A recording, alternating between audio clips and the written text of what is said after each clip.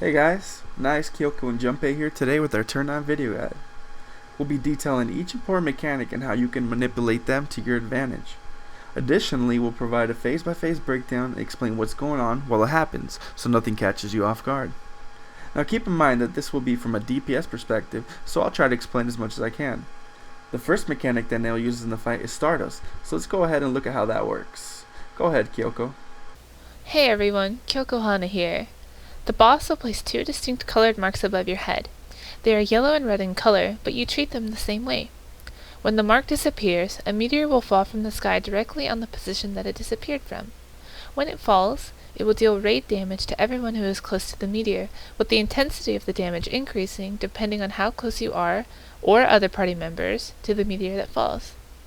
If you are too close, or directly underneath the meteor, the damage will increase drastically, and you can be killed instantly. Because of this, you want to move the meteor away from the party to keep the damage low. Lastly, if two meteors are ever too close to each other, they will explode, wiping the raid, so avoid this happening at all costs. Just stick to the following guidelines.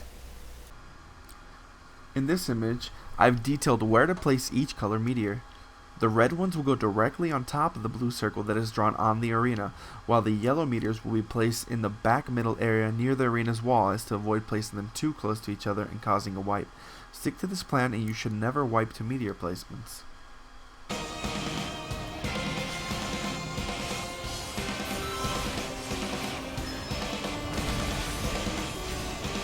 Thermionic Beam will persist through two different phases in the fight. In phase 1, she will jump to a player, Iron Chariot, and place a red indicator above a player's head. Everyone should stack in the middle as you can share the beam damage with other party members. In phase 4, however, 3 Supernovas will be placed under random party members. These need to be dropped away from the beam stack location. Something important to note is that the person with Thermionic Beam cannot be targeted by a Supernova. In the first phase, you simply will run to the middle of the room to share the damage. Take note that we place our pets in the center of the room as they will also share damage from the beam and reduce overall damage taken. In phase 4, however, we pick a specified location where we place our pets, drop the Supernovas, and then stack for the beam.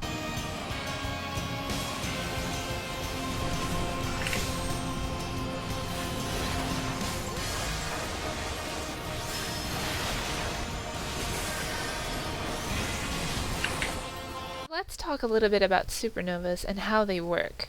Nail will sometimes throw a black ball of energy at you, which will deal low initial damage. Soon after, the ball will turn into a large AoE on the ground that acts like a trap. If you or anyone else runs into it, it will implode and suck you in, dealing pretty massive damage. Unless you're wearing vid accessories or spec to vit, more than likely this is going to kill you. So the best way to avoid this mechanic is simply just don't step in the circle. You occasionally have a few seconds even if you do end up stepping into it if it was just placed on the ground, but generally just avoid them at any cost. Let's look at the phase 4 version of Thermionic Beam where these two mechanics are implemented together. It's okay. Scorpios, next Tyrios. Bots are fine. At this point, a new mechanic will now be introduced named Meteor Stream. Flashing blue arrows will be placed upon random party members' heads. Upon the arrows disappearing, Nail will dive down from the sky and deal a burst of damage on each marked player and in an area around them. On each even set of meteor streams, she will do a double meteor stream on one random player. Make sure to call out if you have a double meteor stream so you can get healed in between each dive or you will most likely die.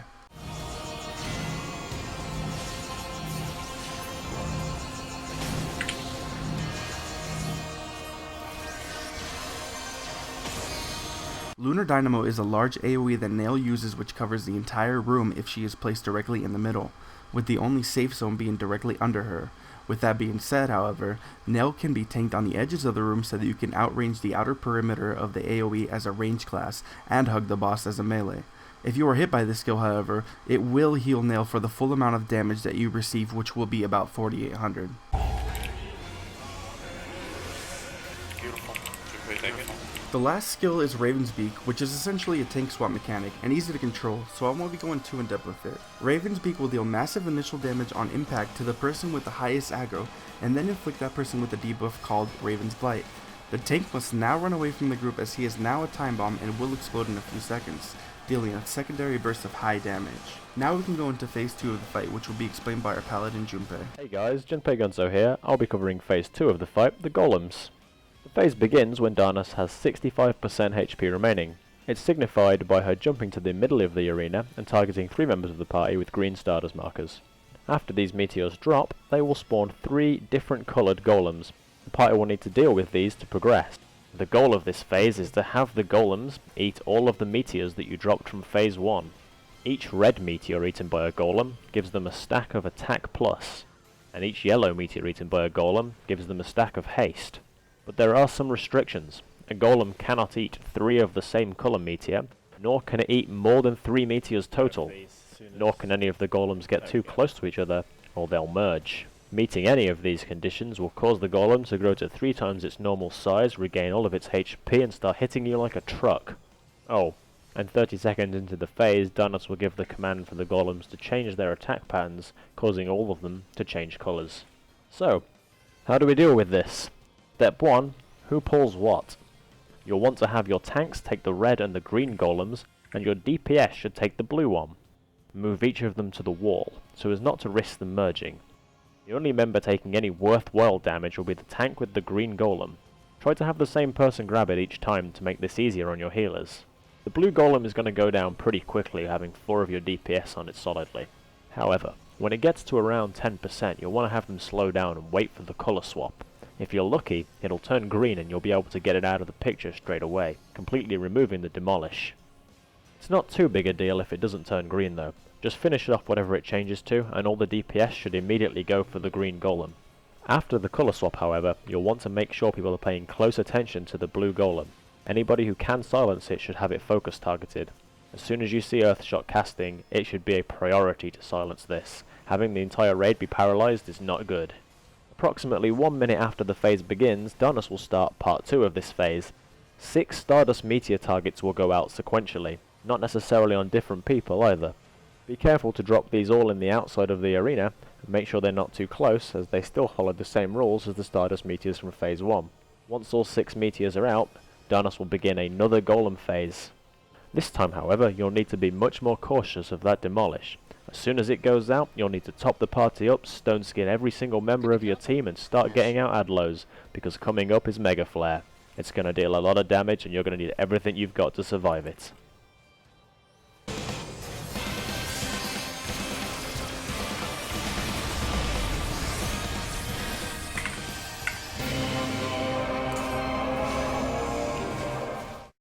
In phase 3, Nail learns a few new attacks, those being Supernova, Heaven's Fall, and a debuff named Garrote Twist. During this phase, a new mob named the Ghost of Mericidia will spawn that has interaction with Garrote Twist. Garrote Twist will place a 1 minute debuff that increases Garrote stacks on a player. Once these stacks reach 10, you will be instantly incapacitated. You can remove this debuff by slaying the Ghost of Mericidia and standing in the white circles that drop from their corpse. Heaven's Fall has 2 different mechanics. First, a pillar will rain down from the sky that will strike the center of the arena. The closer you are to the middle, the higher damage you will take. Additionally, it will launch you back towards the laser wall outside of the arena, causing an instant KO if you clash against it. For the second stage, a portion of the arena will glow yellow and then erupt after a set time. If you are caught within the explosion, you will take massive damage and suffer paralysis. There are 3 different types of ground explosions depending on how much damage you have inflicted to Nail. The first one is a static conal and is very easy to avoid. For the second one, imagine a pizza where every other slice is the yellow zone that will alternate once. These are also easy to avoid. Simply position yourself on a safe zone and move into the next safe zone. During this phase and the next, she will introduce Supernovas, which we have already explained. The third stage can be completely skipped if you push the boss to 47% health before the third Heaven Fall is cast. Although it isn't as safe unless you know for certain you can push the phase. For the third Heaven's Fall, a line will run across the center of the map. That line will now fan out in a random direction, clockwise or counterclockwise. The easiest way to dodge this is to react fast and run to where the line starts, and as soon as it chooses its direction, run in the opposite direction into a safe zone. This way you will have to move a minimal amount. Keep in mind he will still use Supernovas during this phase as well. In between each of these Heaven's Fall, a Ghost of Mericidia will spawn, and Nail will throw a Garrote Twist on a random player. The off tank will pick up the ad and pull it near the boss for a short amount of time, so you can ban and cleave damage and then pull it away from the main tank. At 50% health, the ghost will cast binding chains which will link to 2 party members to the dragon. If the cast is successfully completed, they will be instantly killed, so save your burst kills until it's halfway dead. The longer she takes to kill, the more growth stacks a player will receive from Binding Chain. Upon defeating the Americidia, it will drop 3 white rings on the ground. To purge Garrote Twist from yourself, you must run over to a white ring and stand on it. Players with Garrote Twist have priority for these rings.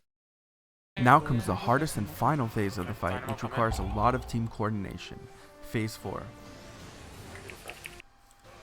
First, she will cast Bahamut's Favor, which will grant her 1 damage increasing stack.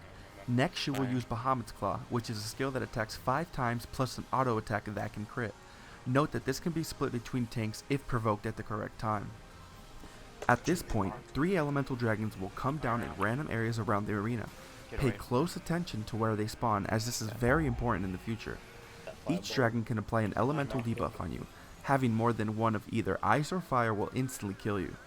The ice dragon will target people in a random order at first, but once that order is established, it will not change. It will throw an ice ball at you that can be removed simply by getting hit by fire. The fire dragon will link a tether to a person. This person will now be target of the dragon. Once the cast completes, the dragon will breathe a fireball on that person, which can hit anyone around them in an AoE. If you have an ice bitten stack, make sure to stand in the fire to cleanse it. The third dragon is a lightning dragon. It will place a debuff on a random player, which must be taken away from the party or will explode in 4 seconds.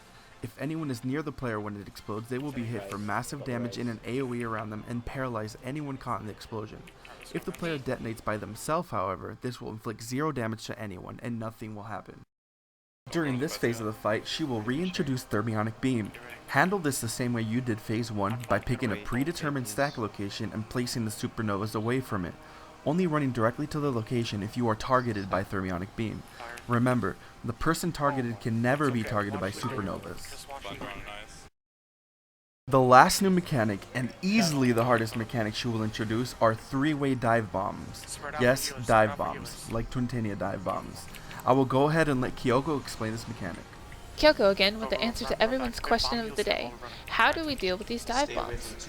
Firstly, check out the link in the description for figures showing a possible scenario in a phase of dive bombs. There are 2 ways to go about this, finding the 90-degree angle or finding the middle of the 2 farthest dragons apart. It's best to have one party member dedicated to finding this before the start of the dive bomb phase. In our figure, fire and lightning are farthest apart, so we gather in between them.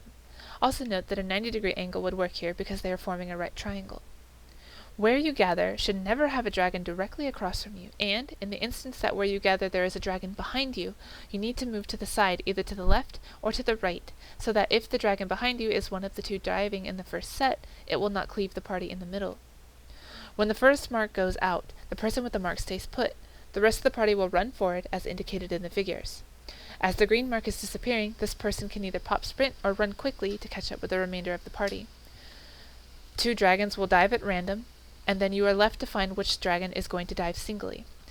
The person with the second mark will bait the single diving dragon, and in order to determine which dragons will be diving, you must find the 2 that are glowing and that are diving first, and the one that is not glowing will turn to the second mark and dive at that.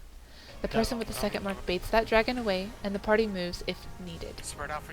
Note, on the first and third set of dive bombs, Meteor Stream will be accompanying these, so you cannot stack too closely together, otherwise you will kill each other and the healers. On the second set of dive bombs, Nail will use Lunar Dynamo, so it is important that on the second mark the party stays in the middle, so the person baiting the second dragon will be able to get into safety of Lunar Dynamo range. Failed to kill her before the 13-minute mark, she will go up and cast Mega Flare, which is a hard and rage skill that deals 30,000 damage. I hope this video helps you guys kill turn 9. Don't forget to like, favorite, and subscribe. Leave a comment in the comment section if you have any questions. Check out all the resources I've made in the info section, including a pastebin file outlining the entire fight. Good luck and thanks for watching. Dude, gonna be scanning your ass, dude. Let's fucking go. Holy shit! Wait, do you guys see Shinobu still doing that? He is still DPSing.